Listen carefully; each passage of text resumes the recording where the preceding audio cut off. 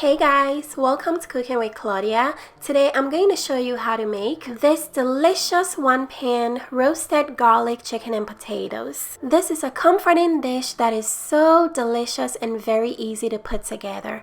Let's get started. We're using bone-in, skin-on chicken thighs for this recipe. We're going to start by marinating the chicken. So we're going to add a whole lot of minced garlic to the chicken. Then we're going to season with dried oregano, dried thyme, and onion powder. Next, add a handful of freshly chopped parsley. Then squeeze in the juice of a whole lemon.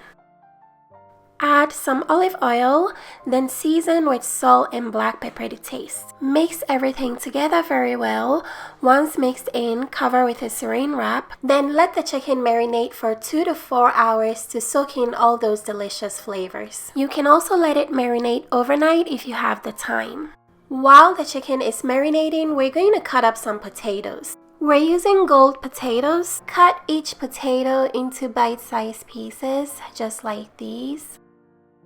Once all the potatoes are cut up, transfer them into a mixing bowl. Next, slice up an onion and add to the potatoes. Add some olive oil, then season with salt and black pepper to taste. Go ahead and mix everything together very well. Once everything is mixed in, you're going to transfer the potatoes and onions into a large pan. I'm using a 12-inch cast iron pan. Once the chicken has finished marinating, go ahead and place them into the potatoes and onion. Make sure you nestle the chicken into the potatoes.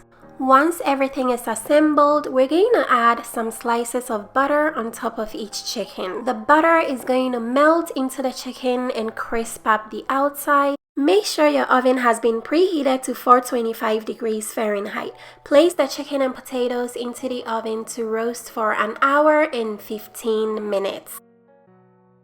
After about 50 minutes of baking, if you notice the chicken is browning too quickly, you can lightly place a tin foil over the top to slow down the browning. Then shove the chicken and potatoes back into the oven to finish roasting. Here is the final result. This will have your home smelling so good. The aroma has a nice garlic flavor and the butter makes the outside of the chicken so crispy. The butter mixes with the juices from the chicken to give a delicious sauce to enjoy with your chicken and potatoes. Before you serve this, let it sit for about 10 minutes. The chicken came out so tender, juicy, and packed with flavor. And the potatoes are so soft. If you guys would like to try this delicious chicken meal, check the description box for all the ingredients and measurements. Thanks for watching. Bye!